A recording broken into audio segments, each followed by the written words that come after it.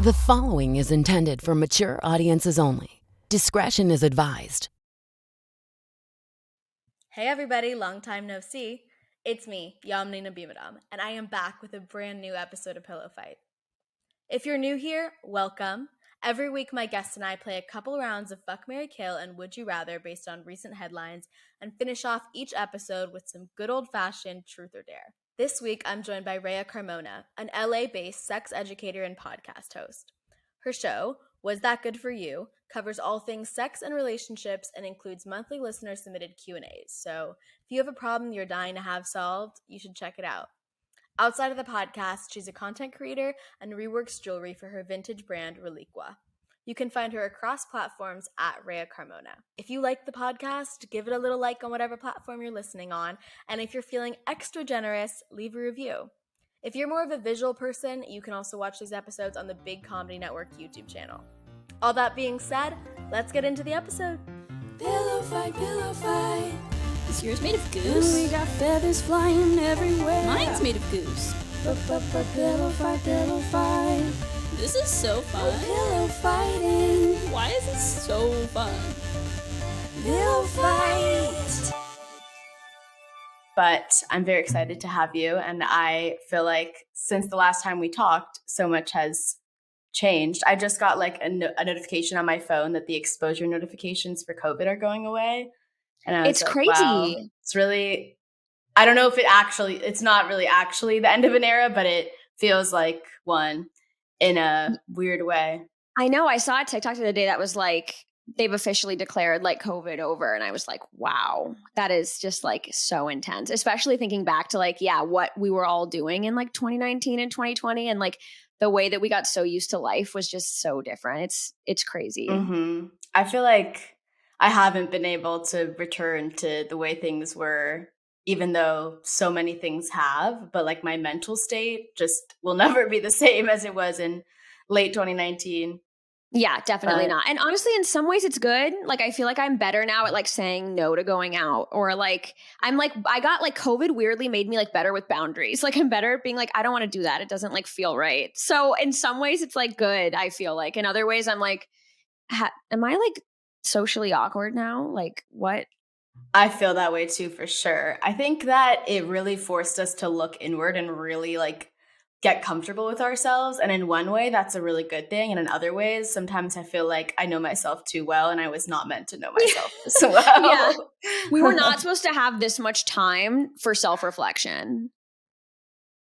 Like we're supposed to be like foraging more. Like we were supposed to be like worrying about like animals killing us more. Yeah, touching grass. There's so many things where I'm like, we are not evolved to be this way. Like I remember taking a class in college where they said that we're, as humans, only evolved to know 40 people for our circle to be maximum 40 people. And that's an insane thing. Like, I feel like for hundreds of years, we haven't been there. But especially now with so much reach, it's insane. I like was looking at my close friends on Instagram the other day. And like, I think it depends on what you use your close friends for. Because sometimes people will put me on their close friends and I'm like, I don't know you well enough for the stuff that you're posting on your close friends. But I specifically only use it for like, if like a friend needs like a roommate or, you know what I mean? It's like I threw a big party last week. So my close friends is like 110 people because I'm using it for things where I like, it's essentially just like if I know you personally, but also I was like, why is my close friends list 110 people? That's like, I shouldn't even know that many people. Speaking of the close friends thing, that's been so funny to me because I have been seeing so many people who I met like once or twice at a party. I know all the details of their relationship, like probably more than their partner does. And it's like, are you telling this to a therapist? I hope so, because you should not be telling this to me. No, like your close friend should not suffice as you like venting about this ex. It's too much. I love it, frankly, because I love like drama that I'm not a part of. Mm-hmm. But also I'm like, are you good? It's like a reality show, but it's too real. Exactly. I saw a girl keeping like a spreadsheet of how many times her boyfriend was texting her good morning to like compile data that he wasn't like reaching out enough while they were long distance. And I was like, I shouldn't know. Like my brain just warped seeing this. I shouldn't know this. Therapy.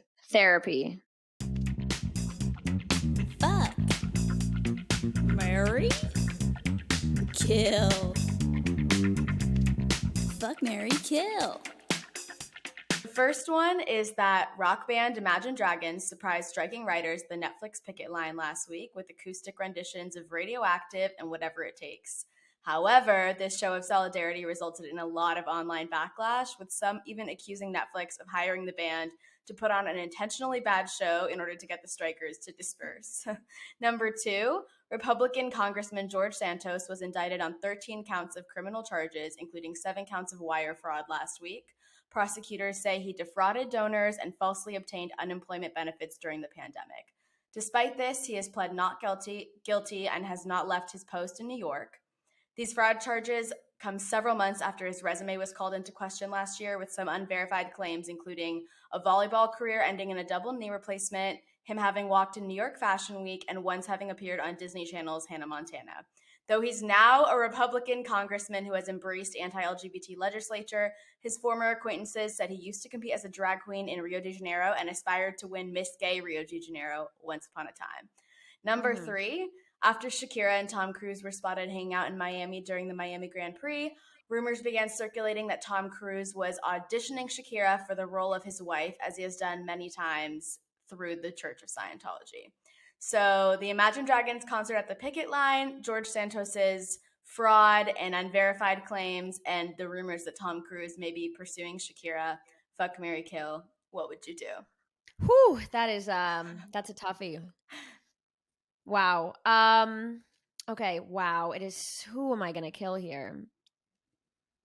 I was the second you brought up the Imagine Dragons one, I was like, this has got to be my kill. But then you hit me with the George Santos, and now I really don't know what to do here.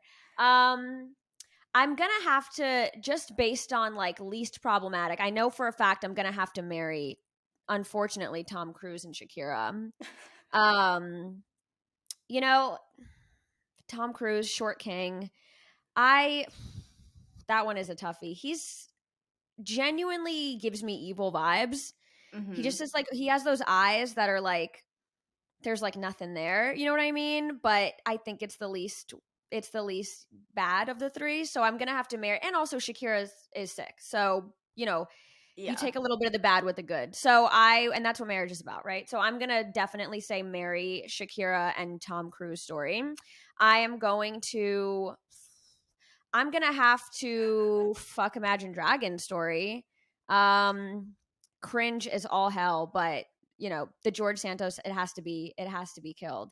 I actually matched with the lead singer of Imagine Dragons on Raya 3 years ago. Interesting. Did you talk or just match? I think we definitely did not. We didn't take it off app. I think we might have had exchanged a few sentences in the chat. It never went further than that. And in my defense, it was like my first week on Raya, and it was like I was just very excited about this new app, and this was like 3 years ago. It was like pretty exciting to be on it at the time. So anybody who was like even remotely like culturally relevant, I was like, I have to, just because. In my defense, we never went on a date or anything like that. So those are my answers. You had the opportunity, I guess, the F opportunity, and now the headline, you're effing the headline. Exactly. It feels full circle. So yeah. I think the Tom Cruise pursuing Shakira thing has totally been put to rest. I think there's just, people see them hanging out and it totally the rumor mill goes all the way down the line. Yeah, because I saw a headline this morning that she was seen with what's his name, the actual race car driver, Louis Hamilton. Is that his name? Yeah. So I think that they're gonna just connect her to any man she hangs out with this weekend. She's having a hot girl summer. Exactly. Yeah.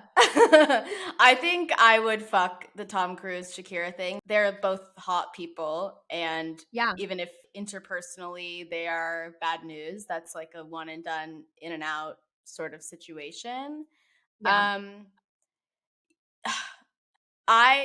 have to kill the George Santos stuff. Although I do think he is such a good, such a fun character to have going around. He really is. The tangible effects of the policies he supports, etc., not good. But in terms of all the stories that are coming out about him and the backstories that he has made up, like it is so the gift that keeps on giving. And I am just, he's like another one in this line of like Anna Delvey, Elizabeth Holmes, or shall I Yes. say Liz, who just like are like bad characters that are just so camp that I just can't look away. They like become fun to watch. It's like they become less evil the more like ridiculous they become, and they just become like like a reality TV character. Mm-hmm. I think like a lot of villains can take a lesson out of this book, you know? I completely agree. Because I feel like people are calling him like baby girl, mother on Twitter and stuff. My God, yeah, it is intense. So yeah, but now you have to marry Imagine Dragons. Yeah, but it's the kind of thing where that's like cringe and annoying, but I do feel like there's parts of marriage that are going to be cringe and annoying, and I do think them showing up to support it in whatever way is like an act of love, I guess. So it was a rumor that Netflix sent them there. It was a rumor, but they spoke out and were like, no, Netflix didn't send us. We just wanted to show support to the writers because we believe the writers should be paid more. Like, we're pro. They're just, you know, these famous white guys who think their presence and their songs are going to make it better by being there. Which, absolutely. God bless them. God bless the Mormons. You know, it's the kind of thing where, like, yeah, it's annoying, but their hearts were in the right place, I guess. Yeah, they mean well. I get that for sure. It's just the kind of thing where I am like, they meant well, but I'm sure also they were trying to like, they haven't had a hit in years. They're trying to have a. It's beneficial to them in some way that they're in the news this much this week. I think celebrity PR people are having a lot of fun setting stuff up with the picket lines and the writer's strike. Like, yeah. But some are doing better than others. Like Pete Davidson's pizza move, a lot better than this concert. Yeah, it all feels very, I mean, and I guess this is just like the nature of like PR and like celebrity culture. It all feels very like ridiculous and sort of like, for lack of a less pretentious word, like Kafkaesque. Like it all just feels so bizarre. Like that we're talking about like Pete Davidson like delivering pizza, or like Imagine Dragons like performing at this like picket for writers who were like fighting for like a livable wage. Like this is all just like, imagine trying to explain this to a pilgrim. It's just shock. I don't even know where to start with it. It's so hard to not be performative, because performance is the only way to actually support. Like if they weren't going to show up and do these things, people would be upset. But if they do, it's like, are you just doing it for the attention? So there's like no way to win. But it's such a hellscape. And then I also saw recently like executives are upset about their pay now, and they want more pay. It's just such a hilarious.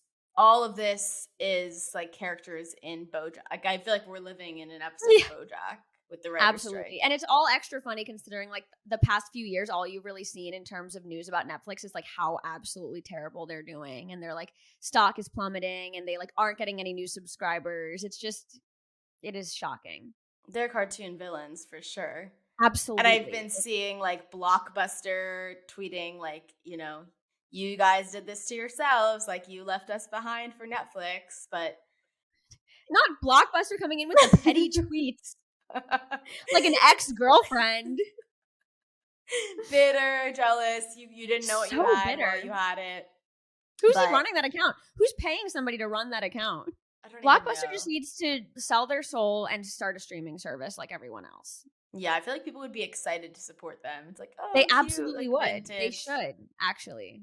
Okay, Blockbuster, if you're hearing this, $1 million hire idea. Us as your business managers. We got you. It's so funny though. Like you never know what's gonna be that thing that takes off. Like I remember when Amazon was like first coming out, and I was in like school, and I would need something for a project or something, and I'd go to all the stores and I couldn't find it, and then my mom would be like, okay, we should look on Amazon for this book maybe. Yeah. And it was like the last resort thing, and now it's like everybody is doing all of their errands, shopping, watching TV, grocery shopping, everything on Amazon. You can buy things with your palm at Whole Foods. Yeah, that's the thing. It's like I feel like I think about this all the time with social media too. It's like, it was like Snapchat was the thing. And then Instagram started stories. And I remember everybody was like, Instagram stories, like that's just Snapchat. Like I'm not going to use that. And then it's like, who the fuck uses Snapchat now? Mm-hmm. And then TikTok came along and everybody was like, this is just like some weird hybrid musically bullshit. And now Instagram is like out and it's like on my, number one used social media app is TikTok. So it's just interesting how things come and everybody's like very unsure at first and then it just consumes you. There's too many. It's like, and also it's like, how are you supposed to like know if you can trust anything anymore? It's like, I don't want to put my time into this until 25 million people are doing it as well. Yeah. The stuff about like data concerns, I'm like, they already, at any moment's notice, the government could end my life. So I'm just I'm the same way, honestly. It's like whenever I see people who have like, tape on their computer, or they're like, oh, you shouldn't do that, like data. And I'm always like, to be honest, they could clone I don't care. Yeah. I hate to say it, I don't give a shit what people are always like, oh, you did like 23andMe, like now they have your DNA. Where do they go? Okay. What do you want me to do about that? What do you want me to do about that? I mean, I get being scared, but I'm like, you can't effectively avoid it without just dropping out of society. The moment you're born, you're on a list. I'm not Mr. Robot. I'm just a girl making silly videos online. Mm-hmm. At this point, I just want like the correct targeted ads. Exactly. I want targeted ads for things I actually want to buy. Other Yeah. than that, like do what you will with my information. Another funny thing to get targeted ads is so many, particularly straight men that I know, exclusively shop for clothes through Instagram ads. Really? Yeah, I know so many guys who every time I compliment them on something they're wearing, they're like, yeah, I got it in an Instagram ad, because they're like guys who wouldn't normally like going shopping or like seeking out online shopping or anything like that. Like the experience is not fun for them, but then they see something they like and they're like, okay, one click and I've got it. Yeah, and now that's how they shop.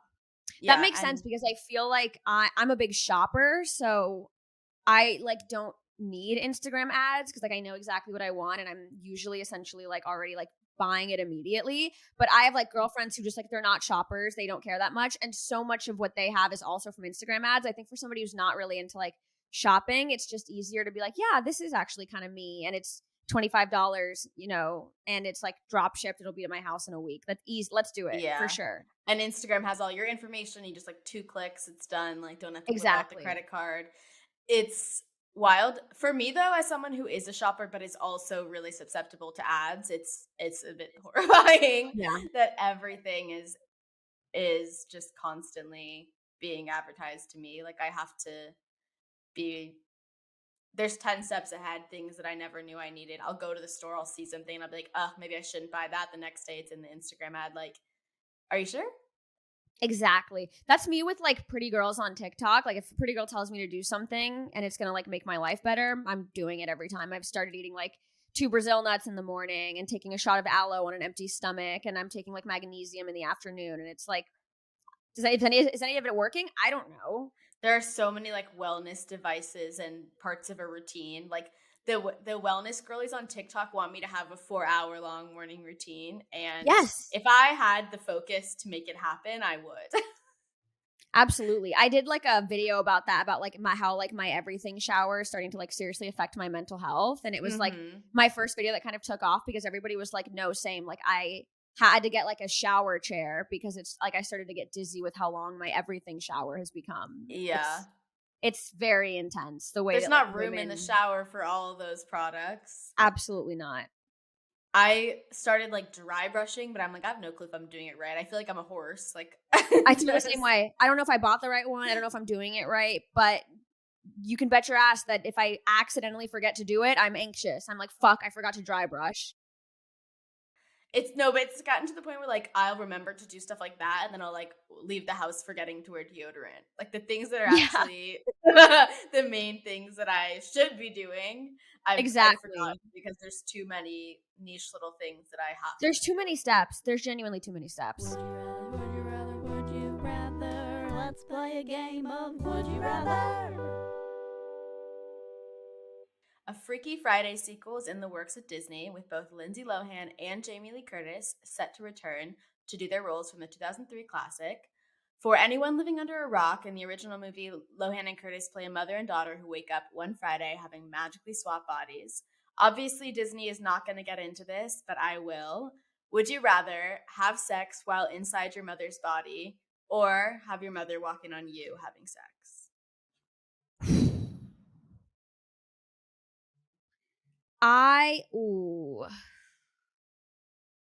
Okay, I'm going to throw a little bit of dark humor in the mix. My mom's dead, which makes this extra funny. And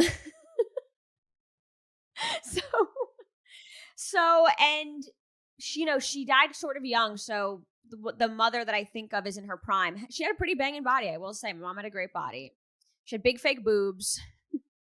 And so I was like, it wouldn't be the worst thing, but also the kind of person she is. If she walked in on me having sex, she would have made it literally the funniest thing in the entire world and would have been so chill about it and would have just been like, all right, I see you, and like walked out and then like probably made a joke about it at dinner and then never spoke about it again. So knowing who she was as a person, I have to say have her walk in because she would have just been, she was like very like friend mom vibes and very much like, do you need a condom? Do you need a snack kind of mom vibes?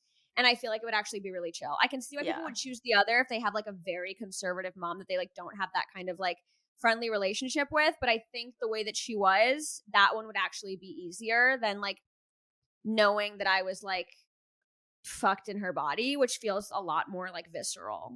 I think that I would rather have sex in my mother's body if it was not, as long as it was not my father. Oh, true. But also, like, what's the alternative? Is it like your partner? Because that's also like, it would have to be a stranger, I feel like. Like, I think I would have to seduce a stranger as my mother. That's tough. I think also with the walking in one, it's like, it really, for me, I feel like depends on the position. Yeah. Because I feel like it's like a lot easier to get. The easiest would be like missionary under the covers. Yeah. Like the last thing I want is to be like walked in on by a parent where I'm being fucked like doggy style, like holding on to like the rails of the bed. Like that's so much worse to me than like a position where maybe I'm being a little bit like covered by someone. Yeah, like a spooning yeah, sort of spooning situation. I can handle a spoon. I can handle a missionary. I don't know if I can handle like a doggy style or like a me on top situation. Do you think there would be a worse or better position to be having sex in your mother's body in? That's a tough one too. I'd say probably best would be like, this all feels terrible. Probably best feels like maybe doggy, but like laying down. Okay. Like face in the pillow. You can kind of just be like, this will be over in a minute and everything will be fine. Versus like some position where we're both very like aware of each other's bodies and aware of each other's like faces. Like I don't think I want to like picture the other person like looking at me and my mother's body and being like, damn, this is hot. Like I don't want to see. I don't want to see what they're. I don't want to like see what they're seeing or them or have them be seeing much of me. Exactly. I want to be like the least perceived as possible. So for me, that feels like face down in the pillow doggy style. Everyone's blindfolded. and like it's pitch black dark. Elon Musk announced in a tweet on Thursday, May 11th, that he will be stepping down as Twitter CEO in as soon as 6 weeks. His new replacement is set to be former NBC executive Linda Yaccarino. Obviously, Twitter has really been through a roller coaster since Elon bought the app. I'm really curious how the replacement will fare, and I'm also really curious about how Jack Dorsey and the whole team that sold Twitter to Elon Musk feels about all this. So I want to know, would you rather watch something you built get destroyed and know you played a part in its fall, or have the responsibility of cleaning up a mess that you didn't start? Oh my, wow. My initial instinct is to say that I would rather see something I built fall. Only because, frankly, I hate responsibility, and I especially hate responsibility that I'm taking on for another person.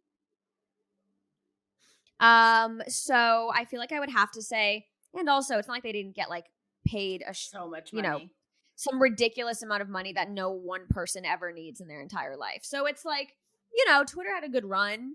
if I like saw something built and it was great for a time and I got, 15 years out of it, however long, and then I got like a payday and I get to just be like, this is somebody else's problem now.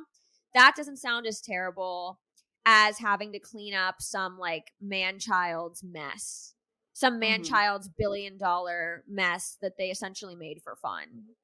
And also Twitter's become so loaded. Like, it's so like politicized now. It's so intense over there. It's frankly become a lot less fun than I feel like it was a few years ago. And it's like, I don't want the smoke, to be honest. It's like like being president after somebody's like tanked the economy, where like your Exactly. approval rates are going to be low for your whole term, even if Yeah. you are actively like fixing things. Just the perception of you is going to be bad regardless. My initial thought when I like posed the question was I would rather like come in because it's not about me really, but now thinking about it more, I think there's so much like opportunity to like be silly about it when you leave and it's no longer on your hands anymore.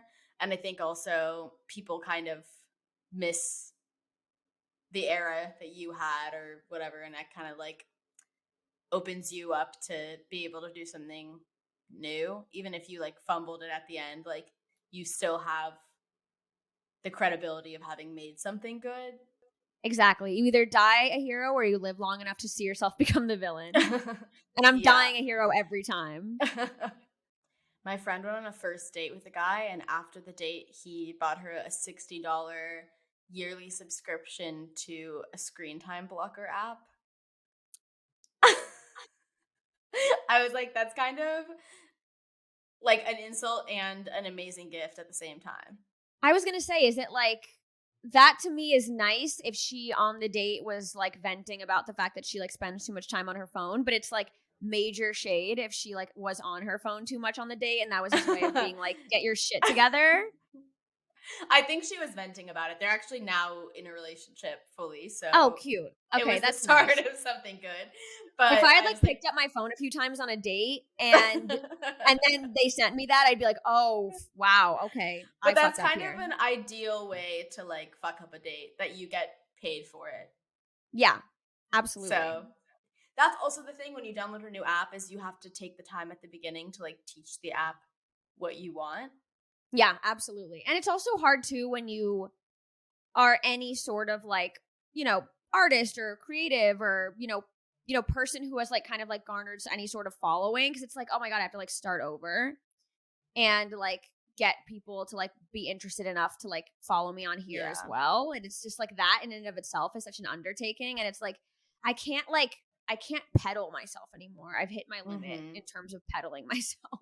And to come up with content for like 6 different platforms at the same time is just more than your brain can do while also living a life in the real world. Yeah. I lose it when I have to make like TikTok and Instagram content. I'm like, fuck, this day sucked.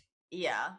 And I'm currently at a place where even my TikTok that I've taught what I want is starting to feed me things that I am getting upset by now. Yeah. Like all of my TikTok feed is just diagnosing me with mental health disorders or. Well, that's the thing that's like TikTok is almost too good. It's like, like I said, I got on this, like some hot girl said to eat 2 Brazil nuts a day. And so like I bought them literally yesterday. And my partner was like, why are you buying Brazil nuts? And I was like, I don't know, because somebody on the internet told me to. And I was like, maybe you should take 2 of them too. And my whole feed that day was just girls talking about Brazil nuts. It's like, it's too good. It's like, okay, I already did it. You got me. Yeah. Like I bought the Brazil nuts. Like I don't want to hear about it anymore. Yeah, I came on the app and I just wanted like silly videos, girls being silly and funny. And like I used to get like people doing roller skating tricks and people tufting rugs, and I miss that. Wholesome content.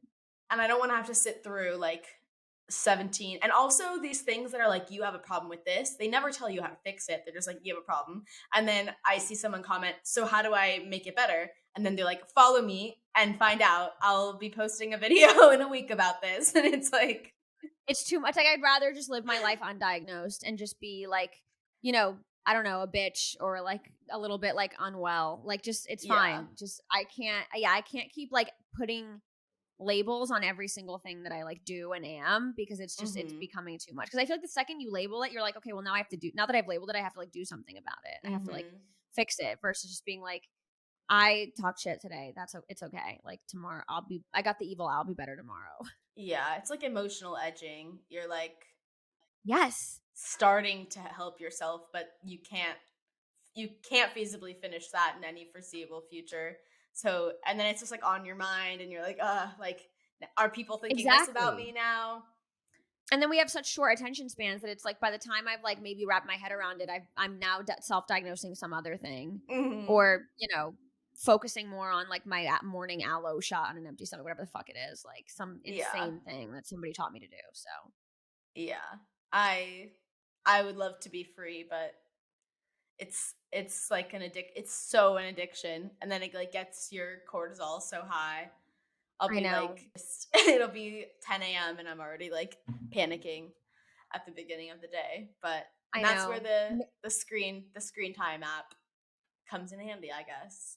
Like my friend now has social media blocked until 11 a.m., which I think would be extremely good for me. I think it'd be good for me too. But then see, it goes back to this. I saw this TikTok the other day where this girl was like, the best way, she's like, I know I'm going to get shit for this, and this is like maybe not the healthiest, but like the best way to force yourself to wake up earlier, because I'm trying to like become more of a morning person, is immediately go on your phone. She's like, I know that sounds terrible, but like it does sort of like spike some cortisol in you, and it kind of like, gets your eyes have to adjust to this like fake light, and like that's not maybe the healthiest way, but if you wake up at 5 a.m. and you just try to like, have a breakfast and have this like nice morning and meditate, it's going to be a lot harder to train yourself than if the first thing you do is like go on your phone and check Instagram. And like eventually you can work, out of that once your body is like physically used to waking up early. But she was like, take the unhealthy route. Like the best way to wake up early is set the alarm for 5 a.m. and immediately go on your phone for 10 minutes.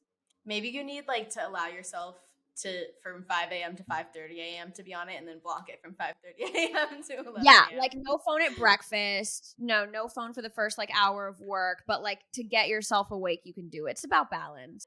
I have that issue though, where now like I'm able to wake up, but the issue that's hard for me is getting out of bed. And being on my phone is one of those things where I'm like, if I can be on my phone in bed, like why would I ever leave my bed? Like I don't have to get out of here because I have all of this dopamine in my bed. Exactly. And then especially if you do any sort of like online work, and you just like convince yourself that you're being productive, it's like I'm like responding to comments, or I'm like, editing a video, or I'm, you know what I mean? Like whatever the case is, it's like you can convince yourself essentially to stay in bed all day on your phone if you really wanted to. Because you can do so much from your phone. I feel so like averse from my computer now. Like that feels like hard work to do anything on my computer.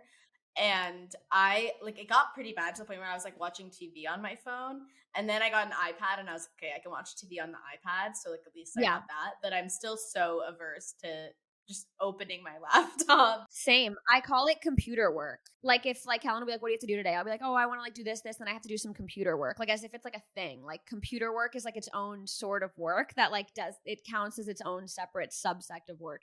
Do we just accept that we have fallen into the void of technology and consumerism, and just the government has our DNA and we just are on our phones 24/7? That's it. Mm-hmm. Just live the best life we can, given all of that. Exactly. What's insane to me is that there's like people I know and spend time with who just are so much less online, and they just spend all the hours they have in the day back. Like all the hobbies they can spend time on.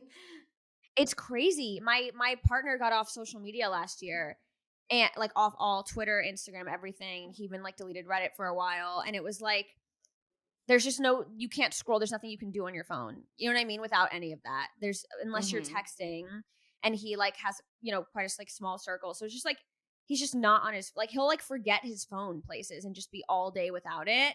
And we'll forget, like he won't, like I'll call him and then he'll come back like 3 hours later and I'll be like, why didn't you come back? And he'll be like, the phone was like in the guest house. I don't know. I don't look at it. And I'm like, we live such different lives. I think also there's sort of safety component where like I don't feel safe without it now.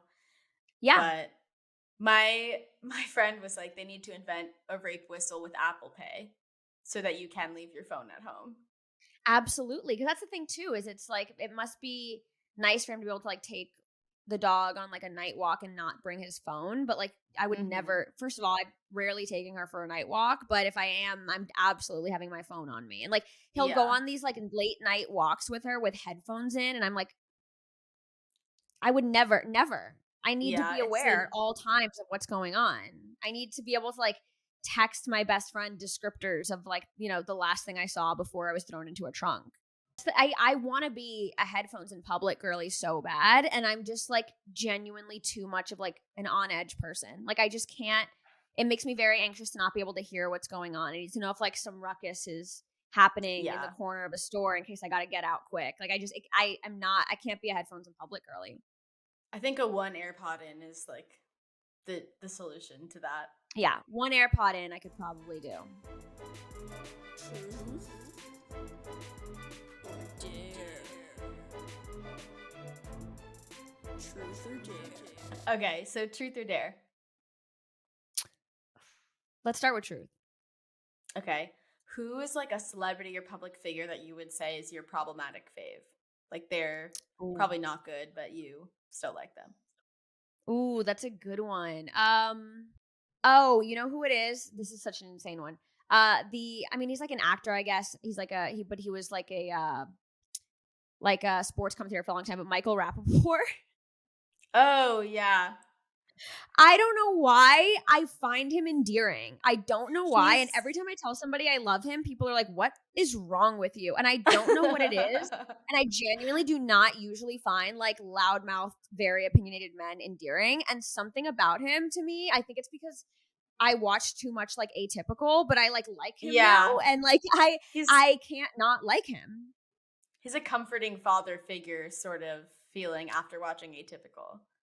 Yeah, and even now when he like says something, he's not like maybe like the most problematic person, but even when he says something that's like he's such like, you know, bully, or he says something that's just like total like asshole, I'm just like, he's just being silly. Like I'm like, I find myself like defending. I'm like, he's being silly. Like you just don't understand Michael like I just like don't know why, but I have like fallen into this rabbit hole where I'm defending him at all costs. Yeah, it is really like a father's relationship where it's like, I'll forgive you being so crazy and like I wouldn't for maybe someone else, but it's because like, Exactly. I know you He's like become that for me. Yeah. Like I'm like, he doesn't know what he's saying. I'm like giving him this like insane, like I'm like it's like it has gone way too far. So it's like, yeah, a lot of people consider that like my celebrity red flag, but it is what it is. I feel like there's worse ones to have. Absolutely. What was the like most recent thing he did? He did something, it wasn't like that recent, but I remember I saw him like in headlines. It was like less than 6 months ago. He said something like really shitty about some player. I don't remember the details at all. But he like did something recently where he came for a player in a way that was like really low blow, and people were like very upset at him for it. I can't remember exactly what it was, but he did something recently where he was like, he like went too far with like how mean he was, and people were like very upset about it on Twitter. Just like hater vibes. He is, and you know what? He is a hater, but I can appreciate a hater who knows that they're a hater. Like my least favorite, I watch a lot of trash TV. My least favorite villain is a villain who like pretends they're not a villain. I love somebody who just leans into it, who's just like, yes, I am awful. And it makes them like more palatable to me for some reason, and I feel like he's that. Like he's like, yes, I am an asshole. You feel less guilty liking them when they own their bad behavior. Exactly, because it doesn't feel like I'm like supporting somebody who's like gaslighting people. He's like, no, I really am this person. It's a character. You're like, exactly. He's a character to me. He's absolutely a character to me, and he's one of those people that in my mind I'm like, it's kind of like one of those like Gordon Ramsay things where it's like his persona is to be an asshole, but he goes home and he's like nice and like kind to children and like old ladies on the street. That's what he is he's become in my head. Like he puts on this front, but he's like not that person. Yeah. I think it's also hard to be a hater when you're a famous person, because so many people get to be haters privately. Yes. And when you're that famous, you don't really have the option to have those like inside thoughts necessarily. Exactly. I mean, have like a whole PR team. Not say them, but yeah, other people can just like talk shit to their friends. Exactly. I feel like his PR team is like this is their nightmare job, but that's funny to me. They have such insane jobs and such like funny messes to clean up, and I'm sure they're always like morally not always in alignment with like what they're having to fix and defend. I always feel like when a celebrity's PR person quits, that's when you know like they're in some real bad shit. Like when Armie Hammer's PR person quit, I was like, okay, Yeah. that's the confirmation. Exactly. Because I feel like you said, when you're a celebrity PR person, it's like you kind of sign up for having to like do a little bit of like the dirty work. And if it's like, if the dirty work has gotten that dirty that you can't do it anymore, especially like if you're the head of PR for like Armie Hammer's team, you're getting paid, pretty good money. It's like, I feel like I just literally can't do this anymore. Like, yeah, it's gone too far. Whatever you've done has gone too far. Okay. I have a truth and a dare. Okay. Truth or dare? Okay. I'll go with the truth first. Okay. What was the last moment that you were like, wow, I am a fucking hater? I just did a hater ass move. I feel like, so something that I have really been working on is to like actively quell my hater urges, because I think being a hater has made me feel more self-conscious, because then I'm like, if I'm being a hater, then everybody must be hating on me. Yes. I feel like my biggest hater moments usually are about people hating. Like, oh, okay. I'm trying to think of something where I was just like kind of unadulterated hate.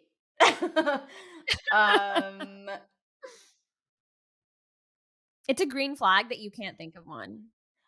Oh, I know a guy that I like just knew in high school, college, and he had a baby recently. Okay. And he's been posting a lot of thirst traps with the baby, including one recently that was like skin to skin contact. Like they say it's skin to skin contact. And he was shirtless with like his abs out. And I was texting that picture to everybody I knew, being like, this is the most embarrassing thing I've ever seen in my life. Like this, like some people, and also it's just like when somebody my age has a kid, I think I am a bit of a hater unless it seems like they are earnestly going to be a good parent. But yeah, I just feel like so many people I knew you not long ago being a total mess. Like you are not ready to bring life into this world. So I think that brings out my haterness frequently. I feel like I've been trying better lately too, to be like, I used to like, my best friend and I used to talk a lot of shit, and we'd like say we're getting the evil out. And, it's like, if it's in like the safe space of like you and your best friend and you're not like, tweeting it or something, it does feel like not as bad. But also it like, that does seep into other things. And like you said, it can make you like self-conscious so I've been trying like harder to be less of a hater too. But there's certain things that you have to screenshot and send out. Yeah. Like you just have to screenshot. Like I'm Hispanic and so is my best friend, and we both have this thing when like a white woman comes back from vacation from like a Spanish speaking country, and they start like all their Instagram stories are in Spanish and they don't speak it, or like their next 3 like Instagram captions, or they start like responding to people in the comments in Spanish, and it's like this is like, that's so cute for you. It's so cute that you love the culture, but like I'm sending this to every single one of my like other Latino friends, and I'm sorry, we're clowning on it. I'm sorry, we have to clown on it. Yeah, that is for sure very funny. Like you just took on a new persona on your vacation, then you're gonna return to your life as a white woman. Like that is exactly like, yes, Hispanic core. I love this for you. I love this journey for you. Another thing that's really funny to me is when like a girl who's always had long hair like gets like a shoulder length lob and is like, oh, this is the shortest my hair has ever been. And I'm like, you were a bald baby, like, I don't know. You were a bald baby. This isn't that crazy. Yeah, absolutely. They do the whole transition video. It becomes, anything where somebody like makes something their personality overnight, I'm usually like being sort of a hater on, to be honest. Mm-hmm. Yeah, because it feels like inauthentic.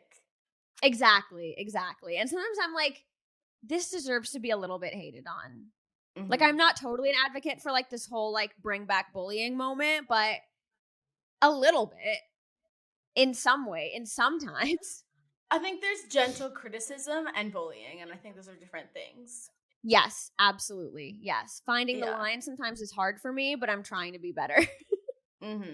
Because I think, like, in the same way where I'm like, I'd be self-conscious if people were hating on me, like, I'm not, there's things where I deserve feedback, but I think also at the same time, everybody's like trying their best, and Yeah, absolutely. they don't need, like, it makes people worse to be like really mean to them.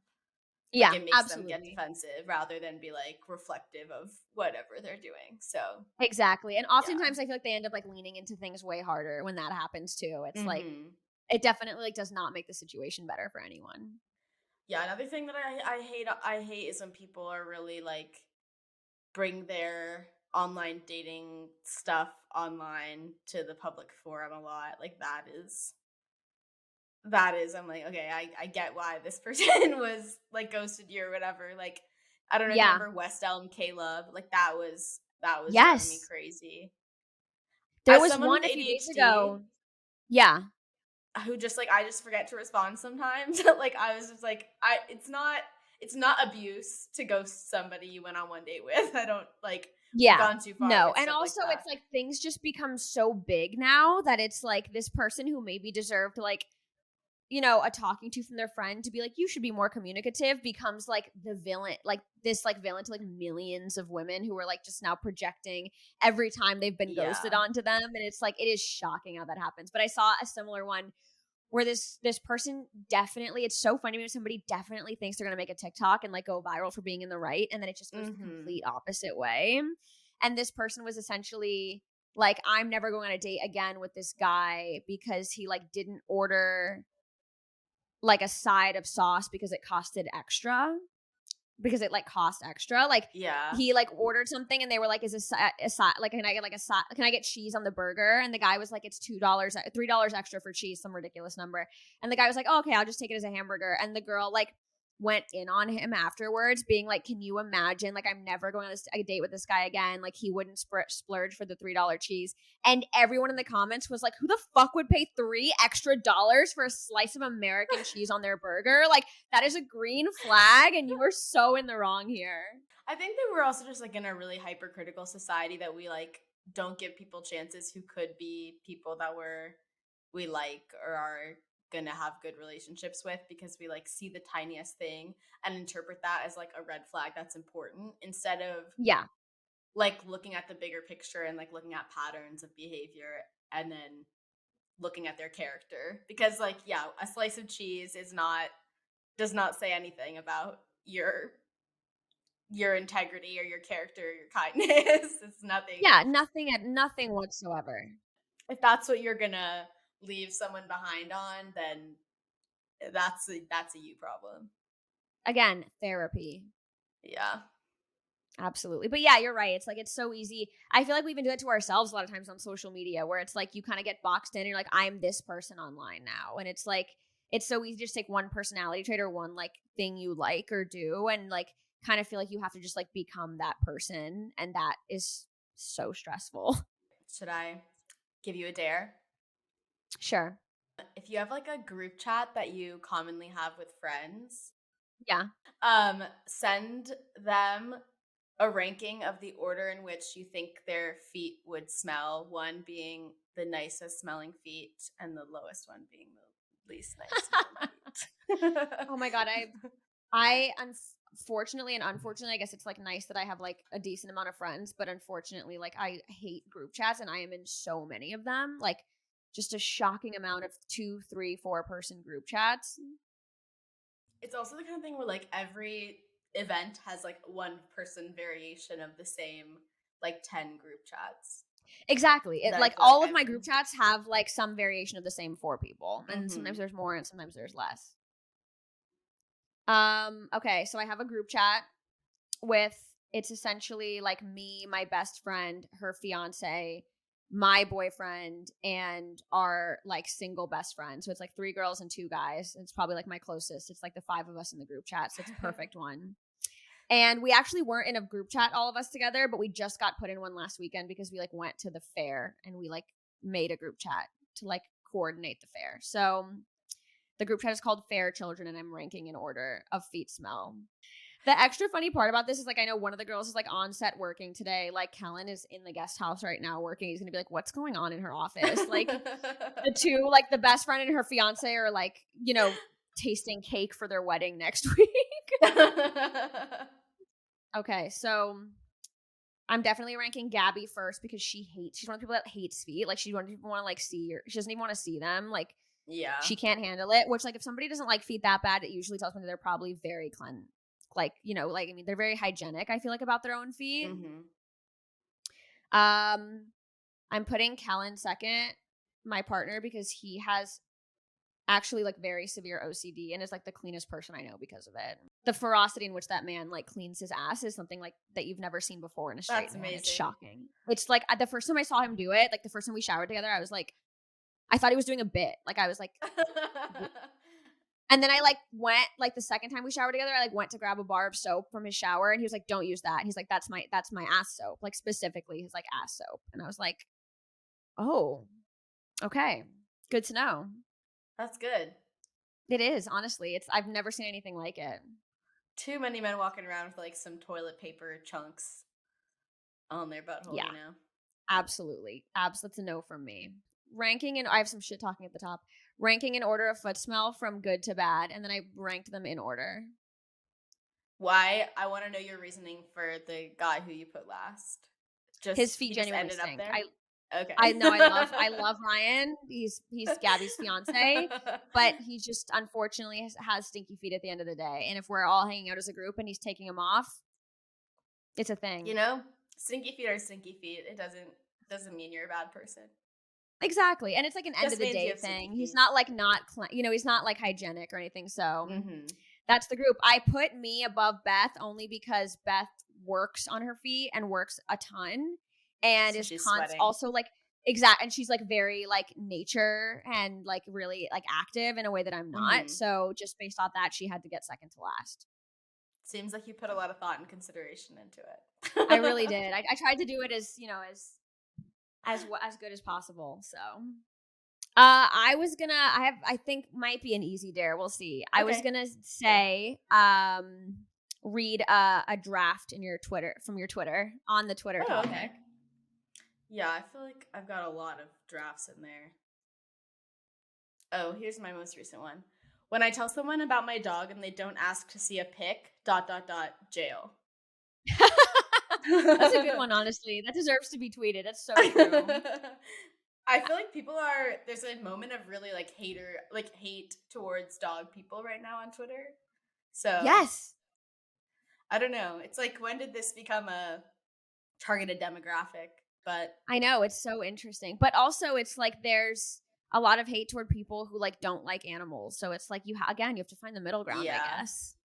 You have to be someone who likes animals but doesn't like baby talk to your animal. But when you have a really adorable animal, that's how are you not? Oh yeah, I talk to my animal like there's no tomorrow. Like we have like the guava. Her name's Guava. We have like the guava voice, and it's like become like exclusively the voice that we use with each other now. And like if you're in the house, you're speaking in the guava voice, and it's unfortunately become one of those people for sure. That's my whole life, and yeah, I sing him songs. You know, it's just like, why wouldn't I? It's not hurting anyone. No, it's wholesome behavior. It's better than sitting around, you know, sending out Instagram photos. So we're being better people because of our dogs. The people hating on it, they could use an animal to regulate their emotions. So they would hate less if they had a dog. Yeah, exactly. Well, thank you so much for joining me. It was so fun to chat about all this crazy stuff going on. Where can my listeners find you? So my own podcast as well, my sex education podcast, which is Was That Good For You? And it's just on all podcast platforms. And then I'm just Raya Carmona everywhere. Very easy. Thank you so much to everyone who listened to my first episode back. I had such a blast recording it, and I am very excited for the guests I have lined up for the next couple of weeks. Be sure to check out Raya's podcasts and socials, as well as mine, and don't forget to rate, review, and subscribe to this feed so you never miss an episode of Pillow Fight ever again. Catch you guys later. Love ya! Bye!